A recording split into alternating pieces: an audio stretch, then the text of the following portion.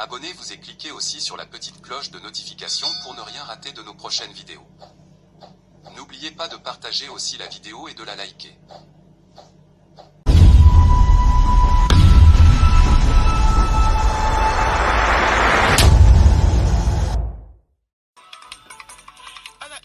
Bien sûr, avec la qualification des Léopards à la 8e de finale après leur victoire hier contre le Botswana. Nous parlerons aussi des allégations du vice-premier ministre de l'économie nationale qui accuse le Rwanda de bradage des ressources minières congolaises. Vous suivrez Mokoko Samba qui s'est prononcé à ce sujet hier.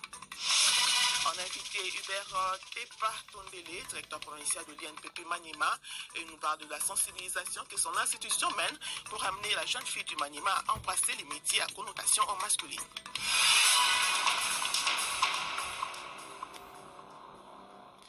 Madame, Monsieur, bonjour. Cannes Maroc 2025.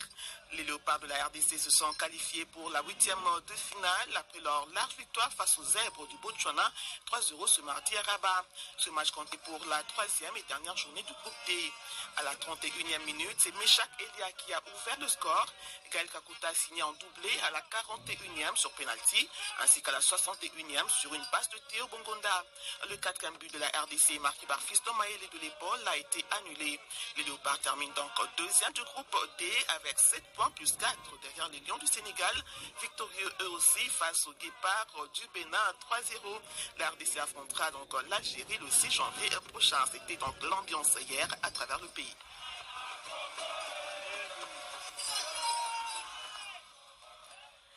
Le vice-premier ministre de l'économie nationale accuse le Rwanda de bradage de ressources minières congolaises. Mokoko Samba a formulé cette allégation lors du briefing de presse organisé ce mardi avec son collègue de la communication et médias Patrick Mouyaya. Il assure que l'accord du partenariat stratégique entre Kinshasa et Washington va mettre fin à ce pillage qui fait du Rwanda l'un des principaux exportateurs d'or en Afrique. Des propos de Mokoko Samba recueillis par Blaise Shindani Kambala. Parlons du coltan. Le monde tourne aujourd'hui dans l'année avec 2000 tonnes de coltan pour que nos téléphones, nos gadgets, nos iPads, nos tablettes puissent fonctionner. Et près de la moitié de cette production vient de la RDC. Mais vient de quel type de mine? La mine de Rubaya, qui fournit une grande quantité de coltan dont le monde a besoin. Est-ce qu'on va continuer à l'exploiter dans ces conditions? Est-ce qu'il est normal que les pays voisins qui ne sont pas producteurs majeurs de l'or soient devenus les principaux exportateurs de l'or en Afrique? Tout le monde sait que c'est de l'or qui vient de la RDC. C'est ça le vrai pillage qui se déroule depuis quelques décennies. Les chiffres crédibles qui sont connus depuis quelques jours indiquent que depuis fin janvier, les exportations rwandaises de coltan ont augmenté de 213% entre janvier et juin. C'est ça le bradage, c'est ça le pillage. Et cet accord a justement pour objectif de mettre un terme à ce pillage en remplaçant le régime actuel de prédation auquel se livrent certains acteurs de la région par un régime où il y a des vrais investisseurs dans des mines sérieuses, dans des mines qui respectent toutes les... Des vrais investisseurs dans des mines sérieuses, dans des mines qui respectent toutes les investisseurs, dans des mines... Représentant des bénéficiaires, l'essentiel de cette rencontre avec vous, Blaise Ndongala-Mayanda. Cette réunion s'inscrit dans le cadre du suivi rigoureux des engagements du gouvernement congolais consécutifs aux préoccupations exprimées par les agents et fonctionnaires de l'État. À l'issue des échanges, il a été confirmé que le processus de paix a démarré depuis le 19 décembre courant et concerne 3 secteurs stratégiques, à savoir les forces armées, la police nationale et les enseignants auxquels s'ajoutent les personnels de santé. Ces différentes catégories bénéficiaires reçoivent déjà de manière progressive les rémunérations. Le comité a fait savoir que conformément aux instructions du gouvernement, toutes les dispositions nécessaires ont été prises pour que l'ensemble de la paye soit exécutée avant le 1er janvier 2026, en dépit de certaines contraintes logistiques, notamment l'état des routes dans plusieurs zones de l'intérieur du pays, rendant l'acheminement des fonds difficile. Intervenant à cette occasion, le président de CEA a rappelé les facteurs ayant occasionné un léger ralentissement du processus avant d'exhorter les banques commerciales à redoubler d'efforts afin de servir les agents publics avant le 31 décembre, période marquée par les festivités de fin d'année. Des descentes de terrain sont envisagées afin de s'assurer du bon déroulement du processus de paye au niveau des banques commerciales et autres opérateurs dans le but de garantir la transparence et l'efficacité de l'opération. Et à travers le pays, plusieurs assemblées provinciales ont clôturé leur session ordinaire de septembre lundi. C'est le cas dans l'Adjopo. À cette occasion, le président de l'Assemblée provinciale, Mathéo Sokanga, a appelé le gouvernement provincial à multiplier des stratégies pour répondre efficacement aux besoins de la population en 2026.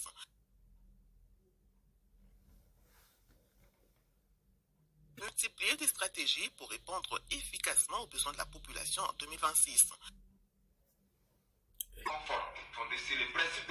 Sur le plan budgétaire, le président a fait un constat alarmant.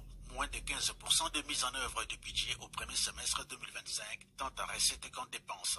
Il appelle à une prise de conscience collective pour redresser la situation. Nous nourrissons l'espoir que pour l'exercice 2026, l'exécutif provincial saura multiplier les stratégies innovantes, renforcer les mécanismes de mobilisation et de gestion des ressources, afin d'obtenir des résultats positifs et tangibles au bénéfice de notre population. Par ailleurs, Mathéus Kanga exhorte ses collègues à redevenir des élus de proximité, porteurs d'un message de cohésion et de responsabilité. Jacques Mkonkole, Kisangani, Radio Okapi. Merci Jacques Omaniema, le vice-président de l'Assemblée provinciale qui assure l'intérim du président en mission, a salué lors de la clôture de la session lundi à Kindu l'engagement des députés pour avoir doté la province d'un budget censé répondre aux préoccupations de la population en 2026. L'Assemblée provinciale a également adressé ses vœux à la population du Maniema qu'elle invite à continuer à soutenir la vision du chef de l'État. Florence Kizalunga a assisté à cette dernière plénière. Le vice-président de l'Assemblée provinciale indique que la session ordinaire de septembre, essentiellement consacrée au budget, a permis aux députés provinciaux d'adopter l'outil financier de la province. Théophile Bouleli-Docta. J'ai saisi de cette occasion pour jeter des fleurs de sincères félicitations aux honorables députés pour la qualité du travail abattu et de s'être acquittés de ses devoirs sacrés d'autorité budgétaire en dotant le gouvernement provincial d'un outil indispensable pour résoudre les problèmes des populations. Théophile Bouleli a également annoncé la convocation prochaine d'une plénière extraordinaire consacrée à la présentation des rapports d'enquête de contrôle. 4 commissions d'enquête pour contrôler la gestion de quelques services publics en province ont été instituées. Compte tenu du temps accordé à toutes les commissions, les rapports n'ont pas été examinés en plénière. C'est pourquoi le bureau vous annonce la convocation d'une éventuelle session extraordinaire très prochainement afin d'épuiser toutes les matières restées en souffrance. Le vice-président de l'organe délibérant du Maniema a enfin invité les députés à retourner dans leurs bases respectives pour recueillir les préoccupations réelles de la population qu'ils présenteront à leur retour. Kindu, Florence Kizalunga, Radio Kapi. Nous sommes en Ituri. Une vingtaine de radios et médias en ligne opérant depuis la ville de Bunia suspendent pour 3 jours leurs activités au programme d'information. Cette mesure, qui a pris effet depuis hier mardi, vise à dénoncer les exactions répétées contre les journalistes. Des faits qui sont attribués aux personnes non autrement identifiées, mais dont le but est de museler la presse. Les professionnels des médias exigent du gouvernement le renforcement de la sécurité pour les communautés locales, y compris pour les journalistes. Isaac Raymond, vous qui êtes sur place, comment cette première journée a été vécue à Bunia?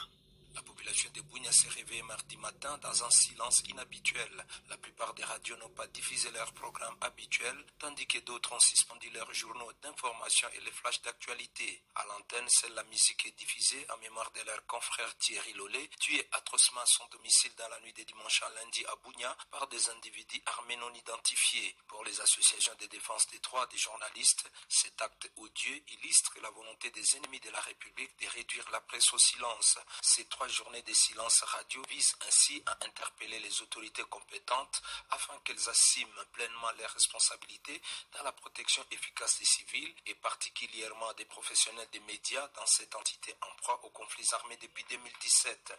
Constance Samé Bagalois, rédacteur en chef de la radio communautaire Les Bâtisseurs et directeur du média en ligne Bunia News. Si on commence à tuer les journalistes, notamment notre confrère qui a été assassiné, si on commence à inquiéter les journalistes, si on commence à menacer les journalistes, donc les autorités doivent jouer pleinement leur rôle. La protection des droits humains doit être de mise. Et quand on protège un journaliste, c'est qu'on protège toute une communauté. Par ailleurs, plusieurs radios de l'intérieur de la province affirment vouloir également observer ces 3 journées de silence radio sur la quarantaine de stations que compte la province de l'Ituri. Bunia, Isaac Remoyope, Radio Kapi. Au Sud Kivu, on a enfin de nouvelles du journaliste Honor Safari, dont la disparition depuis dimanche a suscité beaucoup d'inquiétudes. Le confrère est détenu dans un cachot de l'AFC M23 à Bukavu. Et cette information est confirmée par la présidente du bureau de coordination de la société civile civile du Sud Kivu. Néné Bintou déplore les atteintes persistantes à la liberté de la presse, aussi bien dans les zones de la province passées sous contrôle des rebelles que dans celles encore administrées par le gouvernement. Elle appelle à la protection des journalistes et au respect de leurs droits fondamentaux. Néné Bintou explique la situation. Il est détenu au cachot de la DCR, donc la Direction pour la sécurité et le renseignement, donc ANR comme une dénomination de l'FCM 23. Les motifs, nous avons appris que c'était suite aux articles publiés par la Plinaire RDC, donc son média, par rapport à la marche forcée de la population au niveau de Goma, au niveau d'Uvira. On sait comment cette manifestation aussi a été organisée à Bukavu. Et donc, nous avons fustigé par la même occasion parce qu'il n'est pas le premier à être arrêté. Il y avait déjà avant lui un des doyens de la société civile en la personne de Deo Wuma Vitalia, le cordeau national de l'APC, une structure qui travaille pour la consolidation de la paix depuis longtemps. Nous avons noté aussi des cas d'autres collègues arrêtés dans les zones contrôlées par le gouvernement, à Fizi, à Baraka, et d'autres qui sont inquiétés à Ibanda, à Kadutu. Et pour nous, c'est vraiment inacceptable. La société civile est apolitique, elle ne mène pas une lutte armée, elle est indépendante dans sa manière d'agir, de réfléchir. Dans le Sud Kivu, la situation est restée confuse hier mardi au village Touchungoti et Centre, groupement Ziralo, c'est dans les territoires de Calais. Selon des sources locales, cette tension fait suite au meurtre d'un habitant dans la zone par un élément armé assimilé au Wazalendo Kirikicho. Retour sur les faits avec Cornélie Thibonera. Mardi matin, le domicile du chef de groupe Maziralo a été assiégé. Les habitants en colère sont venus exprimer leur exaspération face à l'insécurité devenue monnaie courante dans la zone. Ces hommes et femmes se disent abasourdis par les silence des autorités face aux exactions commises par des hommes armés assimilés au Wazalendo, dont celle du groupe Kirikicho. Selon un acteur de la société civile, ces hommes armés se rendent tristement célèbres en volant et en commettant divers actes réprimés par la loi, dont le meurtre. Revenant sur les drames de lundi soir, cet acteur indique que la victime était un journalier chargé de la garde d'un dépôt d'ICICR dans la zone. Il révèle qu'après ces meurtres, la population s'est lancée à la poursuite du présumé auteur qui a été également tué. Cette information est confirmée par des notables de la région. Ils appellent les autorités du Sud Kivu à tout mettre en œuvre pour mettre fin aux agissements de certains porteurs d'armes dans la zone. Ils plaident pour un contrôle strict des armes et des unités du groupe Maïmaï Kirikicho. Le réseau des organisations non gouvernementales de défense des droits des déplacés internes en RDC, Rodi RDC, lance un appel pressant à la solidarité. Il s'adresse au gouvernement congolais, à la conférence épiscopale nationale du Congo, à l'église du Christ au Congo, aux autres confessions religieuses, ainsi qu'aux agences des Nations Unies. Il plaide pour qu'une assistance urgente soit apportée aux déplacés internes disséminés à travers le pays. Dans un communiqué publié lundi et parvenu à Radio Kapi, le coordonnateur du réseau appelle le gouvernement et ses partenaires à renforcer les mécanismes nationaux de réponse humanitaire. Il demande aussi d'allouer des ressources conséquentes pour venir en aide aux millions de déplacés internes, majoritairement des femmes et des enfants. L'appel des Symphoriens à Kwengo, au micro d'Alain Irung. La RDC fait face à l'une des crises de déplacement internes les plus alarmantes au monde. Des milliers de Congolaises et Congolais, majoritairement des femmes, des enfants, des personnes âgées et des personnes vivant avec handicap, vivent dans une précarité extrême, privés des moyens de subsistance, de logements décents, de soins de santé et d'une alimentation suffisante. En cette période cruciale des fêtes de fin d'année, marquée par des valeurs de partage, de compassion et de solidarité, la situation des déplacés internes demeure particulièrement préoccupante, notamment dans les provinces de Kinshasa, Ituri, Nord Kivu, Sud Kivu, Tanganyika, Kwango, Kwilu et Maïndombe, où des milliers de familles survivent dans des conditions inhumaines. Le Rodi RDC appelle à une mobilisation urgente et coordonnée pour fournir une assistance en vivre et non vivre. Et à Matadi, dans le Congo central, toutes les églises et autres structures prévoyant d'organiser de réveillons ou toute autre manifestation publique pendant cette période devront impérativement en informer le maire de la ville dans une déclaration. Durant lundi, à l'issue d'une réunion du Conseil urbain de sécurité, la mairie a expliqué que cette mesure s'inscrit dans le cadre des instructions des autorités provinciales et nationales afin de garantir un climat de paix en cette période festive. Dominique Kodiambete interdit également l'usage de pétards durant les festivités de fin d'année. On écoute en ces propos recueillis par Nana Plurish-Mambou. Nous avons tenu notre réunion du comité urbain de sécurité au niveau de la ville. Nous avons insisté sur l'application stricte du message officiel de notre ministère des tutelles. C'est la vice-primature de l'Intérieur du 13 décembre 2025. Là, dans ce message, le vice-premier ministre de l'Intérieur nous a donné des instructions sur l'interdiction de l'utilisation des pétards pendant cette période de fête. Et puis comment gérer les manifestations publiques pendant cette période, dans les églises, partout là. Et à notre niveau, nous demandons strictement à notre population, pendant cette période, l'utilisation des pétards est strictement interdite. Et pendant cette période également, les pétards là qui font beaucoup de bruit, parfois comme des tirs d'armes, ça peut créer de la confusion. Vous croyez que là-bas c'est la fête alors que c'est autre chose. Également, même pour ce qui concerne les églises, vous voulez organiser la veillée des prières le 31, il faut nous informer pour qu'à notre niveau, nous puissions prendre toutes les dispositions. Parce que si nous ne sommes pas au courant qu'il y a veillé à gauche, à droite, en cas de problème, nous pouvons toujours être en retard pour intervenir. Actualité internationale. Près de nous, au Congo-Brazzaville, 3000 participants au 6e congrès du Parti congolais du travail et au pouvoir, PCT, ont investi hier soir le président Denis Sassou Nguesso, 82 ans et plus de 40 années cumulées de pouvoir, comme candidat à la présidentielle prévue en mars 2026. L'invité. L'Institut national de préparation professionnelle, INPP Maniema, sensibilise la communauté, en particulier la jeune fille du Maniema, à embrasser des métiers à connotation masculine. Ceci dans le cadre d'une campagne de sensibilisation sur la promotion du genre et inclusion sociale en formation professionnelle. Pour en parler, nous recevons comme invité Hubert Tepatondele et Lepakwae, directeur provincial de l'INPP Maniema, et s'entretient avec Florence Kizalunga.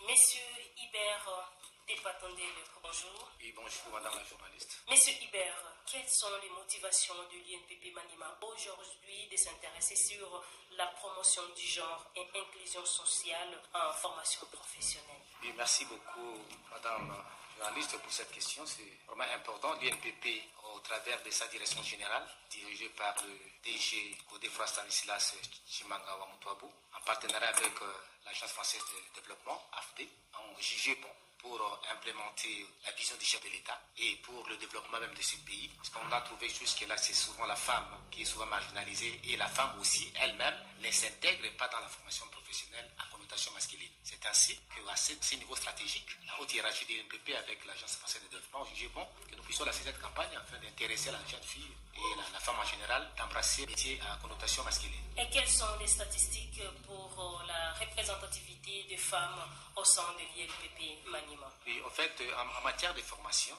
nous avons constaté que les jeunes filles ou la femme en général ne s'intéressent pas vraiment à des formations, d'une manière générale, à des formations professionnelles.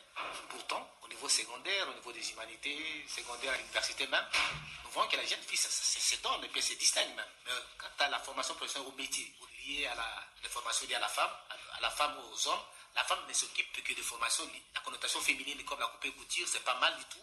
Les hommes sont aussi là-dedans, mais des formations comme la maçonnerie et d'autres formations d'ingénierie, d'une manière générale, les femmes s'intéressent de moins en moins. C'est ainsi que nous voulons encourager la jeune fille ou la femme en général d'embrasser ce type de formation. C'est important pour le développement du pays. Avez-vous fait une enquête pour trouver les causes? Qu'est-ce qui fait en sorte que les femmes ne puissent pas s'intéresser à ces métiers? Bon, en fait, c'est un stéréotype qui est véhiculé au niveau de la société.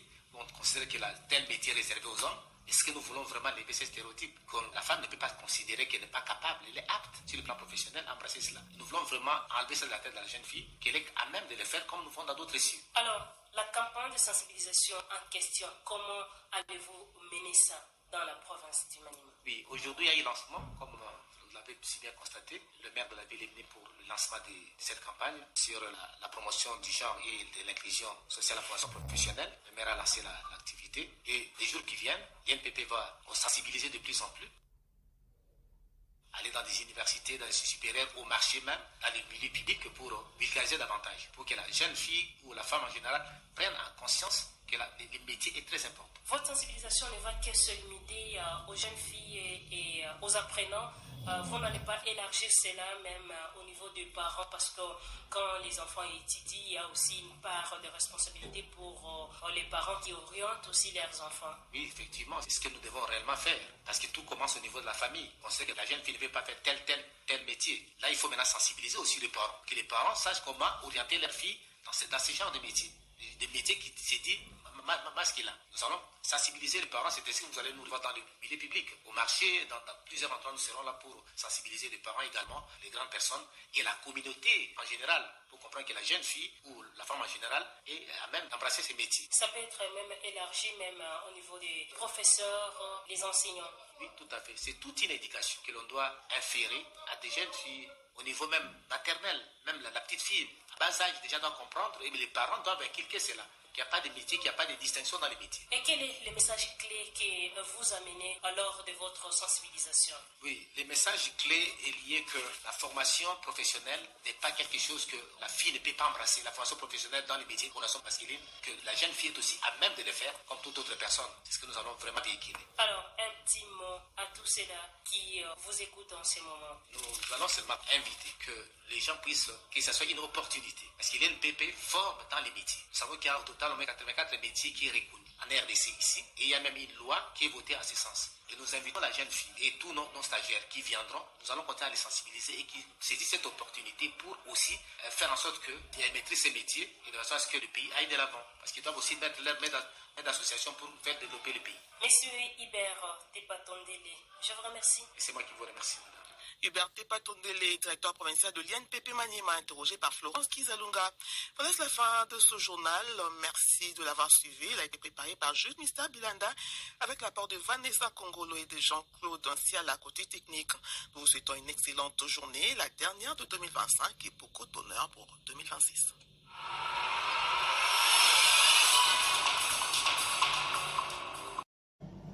Abonnez-vous et cliquez aussi sur la petite cloche de notification pour ne rien rater de nos prochaines vidéos. N'oubliez pas de partager aussi la vidéo et de la liker.